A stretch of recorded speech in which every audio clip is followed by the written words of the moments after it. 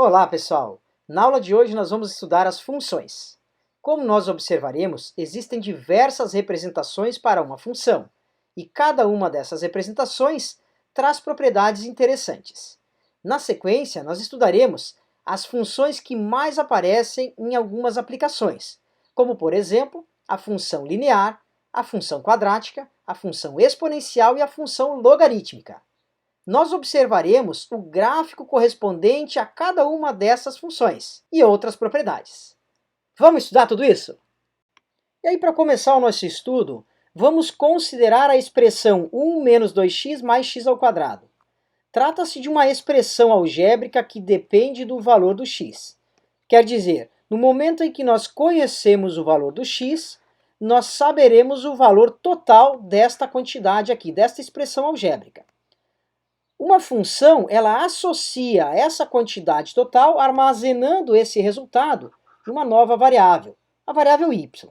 Desta maneira, nós criamos uma conexão entre x e y conforme esta regra aqui, conforme essa forma. Quer dizer, dado o valor do x, por exemplo, 1, nós calculamos o valor total armazenado em y através desta fórmula aí. No caso, x valendo 1, resulta y igual a 1 menos 2 vezes 1 mais 1 ao quadrado, ou seja, 2 menos 2 igual a 0. Esta conexão cria também um par ordenado, onde a primeira variável é o valor de entrada x e a segunda variável é o valor de saída, y. A gente costuma também chamar x de variável independente e y de variável dependente, uma vez que o valor do y depende do valor do x. Essa conexão cria o par ordenado xy, que pode ser representado no sistema ortogonal, dando origem ao gráfico da conexão xy. Desta maneira, nós podemos pensar no conceito de função como sendo o conjunto de todos os pares ordenados possíveis, onde o x é a variável de entrada, a variável independente, dada pelo domínio da função, e y é a variável de saída, é a variável dependente, ou a variável que define a imagem da função. Desta maneira, o conjunto de todos esses pares ordenados define o gráfico da função y igual a f de x, ou seja, o gráfico da função.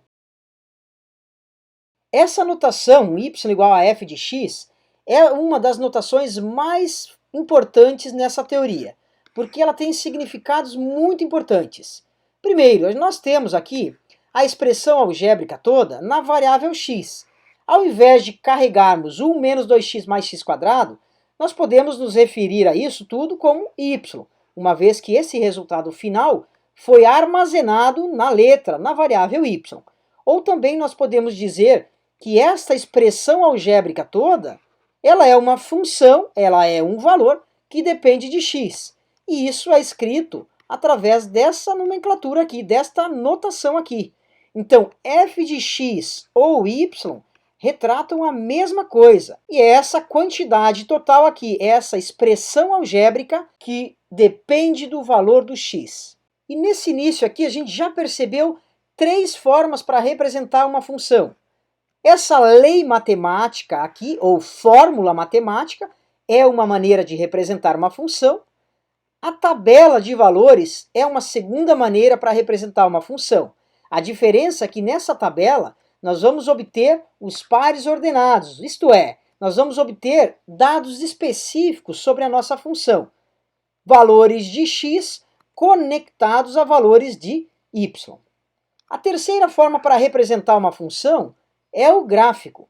Nesse gráfico, nós não temos apenas uma ou duas conexões. O gráfico ele estabelece todas as conexões entre x e y. Então, cada ponto do gráfico representa uma conexão gerada a partir da função, gerada a partir da fórmula que conectou o x, o valor do x, com o y, com o valor do y. Além disso, nós temos ainda a representação através de diagramas. Aquela representação onde nós desenhamos diagramas de Venn, a função f aqui, e aí valores de x desse lado, conectados a valores de y no lado direito. Nós temos essa conexão, porém nessa representação nós temos alguma amostra apenas da função. Quer dizer, nós escolhemos alguns valores para representar essa conexão entre x e y. Por exemplo, se nós tivermos a função y igual a x² menos 4, essa função ela já foi representada como uma lei matemática, ou seja, uma fórmula. Uma outra representação, através da tabela, nós vamos obter valores conectados, valores de x que estão conectados aos valores de y. Por exemplo, quando x é igual a menos 2, o valor do y é dado através dessa lei matemática, através dessa fórmula. Nesse caso, quando x vale menos 2, nós teremos menos 2 ao quadrado, menos 4, que é 4 menos 4 ou 0. Essa conexão cria um par ordenado, define um par ordenado do tipo xy. Nesse caso, o x vale menos 2 e o y vale 0. Demais valores de x ficam conectados aos valores de y, como por exemplo, menos 1, conectado ao valor menos 3. Portanto, temos o par ordenado menos 1, menos 3. Seguindo com outros casos, por exemplo, x igual a 0, x igual a 1, x igual a 2 e x igual a 3. Todos esses valores de x estão conectados aos seus respectivos pares ordenados.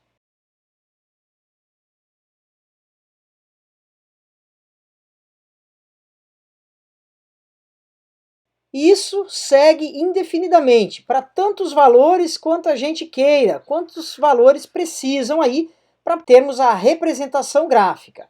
Esta representação gráfica é o resultado geométrico, ou seja, o desenho de todos esses pares ordenados.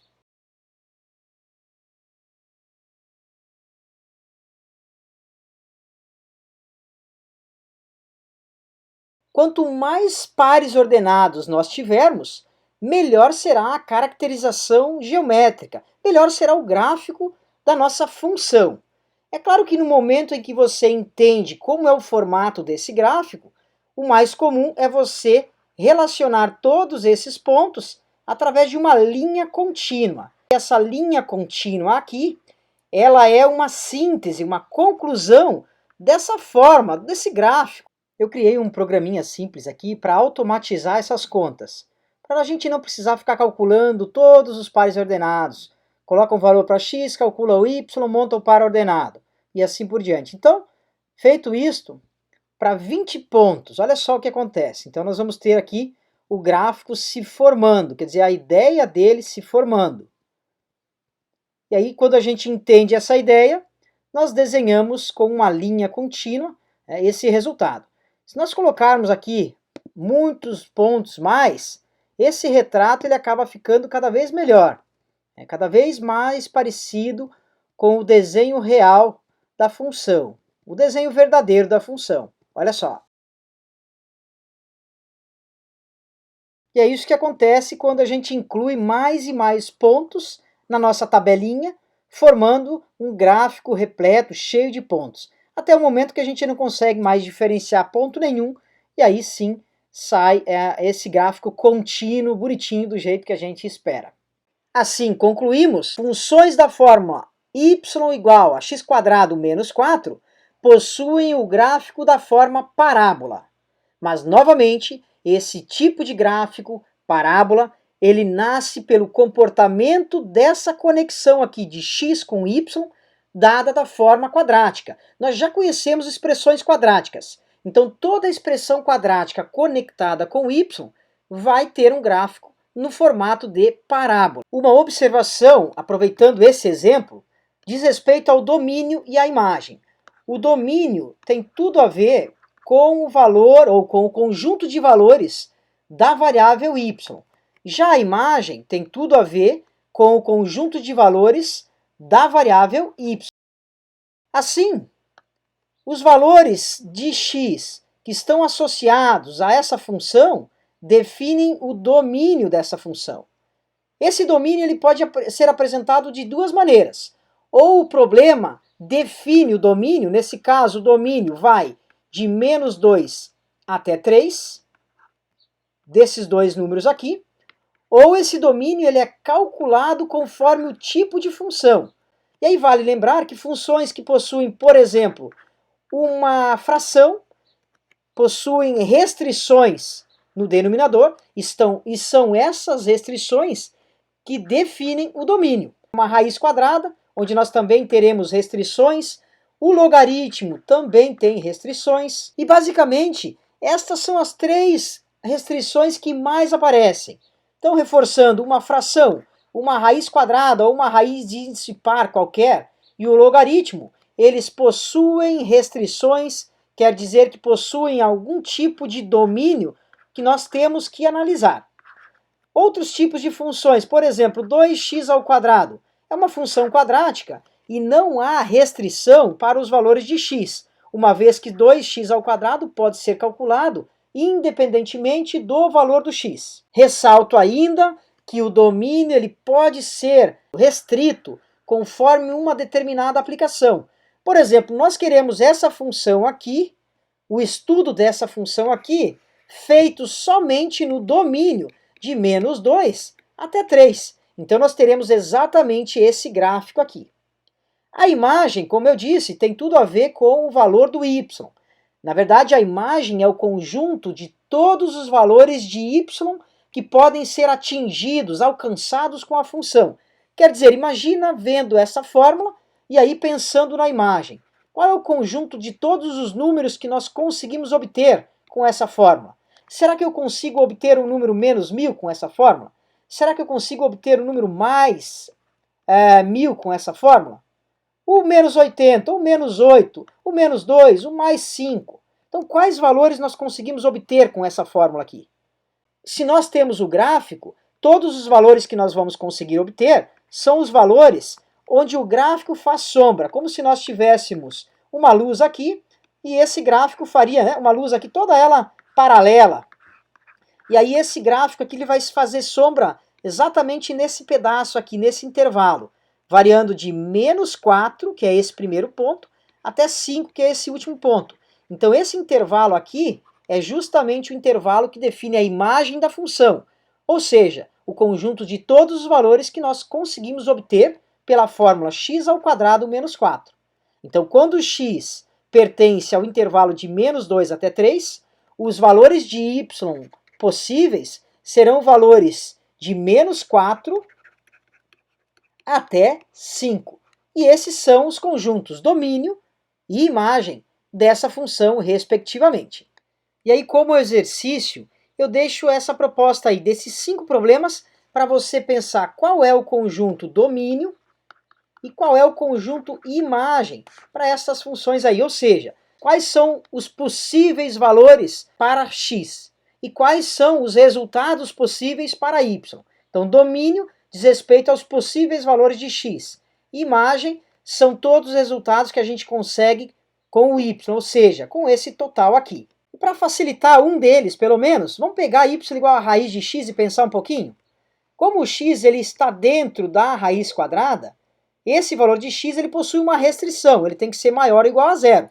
Quer dizer, todos os números reais maiores ou iguais a zero são permitidos. E, portanto, esse é o conjunto domínio. Todos os números reais, tais que esses valores são maiores ou iguais a zero. A imagem, por sua vez, é o conjunto de todos os valores que nós conseguimos obter através dessa quantidade total, dessa raiz quadrada de x. Como o x é maior ou igual a zero, o menor valor possível para x é zero. E nesse caso, a resposta, o total, ou seja, o valor do y, é também zero. No momento em que x aumenta, a raiz quadrada desse valor vai aumentar também. Então, quando eu colocar de zero, colocar 0,1 dentro da raiz quadrada, o resultado também vai ser muito pequeno. Quando eu aumentar para 1, o resultado y vai ser igual a 1. Quer dizer, à medida que o valor do x aumenta de 0 até infinito, o valor do y aumenta também de 0 até infinito. Esses são os valores possíveis que nós vamos conseguir alcançar, que nós vamos obter com uma função do tipo raiz quadrada de x. Então, A imagem dessa função aqui é o conjunto de 0 até mais infinito, que pode ser escrito igual ao domínio ou na forma de intervalos de zero fechado até mais infinito. Então eu deixo essa motivação para você pensar em todos os exercícios propostos. Nesse primeiro momento, nós identificamos algumas características gerais sobre todo tipo de função, como por exemplo, quando que uma função existe, que se traduz no cálculo de domínio da função. E o outro aspecto é quais valores nós conseguimos atingir com uma determinada função, o que reduz ao cálculo de imagem da função.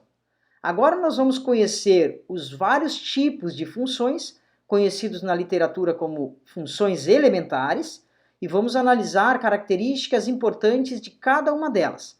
Mas antes nós vamos ver os tipos de funções em um modo geral e depois nós vamos pegar cada um desses tipos e estudar com detalhes os elementos fundamentais de cada uma delas. Vamos lá! Nesse momento nós vamos estudar os mais variados tipos de funções, conhecidos na literatura como as funções elementares. Primeiramente, vamos relembrar as expressões algébricas que a gente já estudou. Por exemplo, 2x menos 6, x² menos x menos 6, 3 elevado a x menos 1 menos 9 e logaritmo de x menos 1 na base 0,2. Então, nós temos 4 modelos de expressões algébricas que nós já conhecemos. Se nós lembrarmos que uma expressão algébrica representa uma quantidade, um número, que depende do valor da variável, nesse caso x, e nós conectarmos esse total, quer dizer, chamarmos esse total de y, nós criamos uma função. Quer dizer, y é igual ao resultado total de 2x menos 6. Esse modelo aqui é conhecido como função linear, ou função do primeiro grau. E a equação geral, genérica, para uma função desse tipo, é y igual a ax mais b, onde o a e o b representam números reais. E esse valor do a aqui é que determina os dois casos possíveis que nós temos para uma função linear. No caso de x² menos x menos 6, se nós chamarmos essa quantidade total de y, nós teremos y igual a x² menos x menos 6. E qualquer equação que tem esse perfil é chamada de função quadrática ou do segundo grau.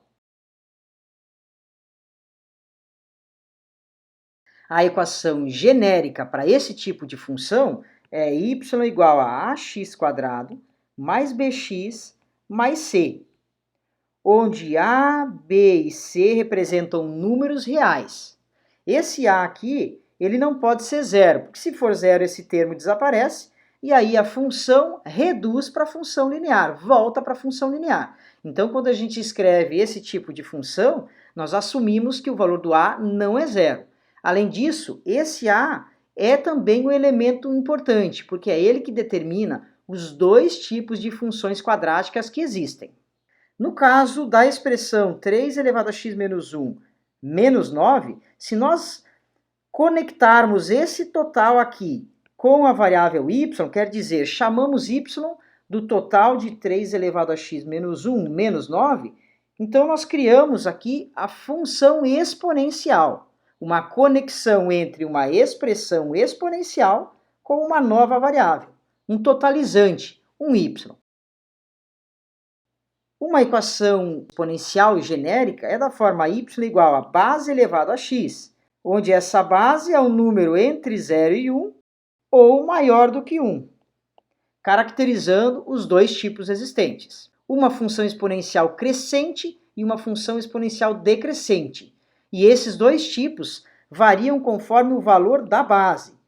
E por fim, nós temos uma expressão do tipo logarítmica.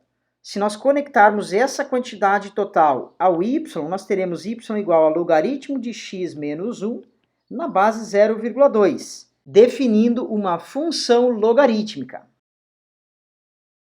cuja equação genérica é igual a y igual a logaritmo numa base b de uma certa função aqui, de uma certa quantidade. Nós também temos dois casos típicos para uma função logarítmica, que variam conforme o valor do b. Podemos ter a situação em que B é uma base entre 0 e 1, ou B é uma base maior do que 1, caracterizando os dois tipos de funções logarítmicas. Agora que nós conhecemos os diversos tipos de funções elementares, a meta é identificar as características, os elementos fundamentais em cada uma delas. E essa tarefa será feita na nossa segunda parte da aula sobre funções. Até lá!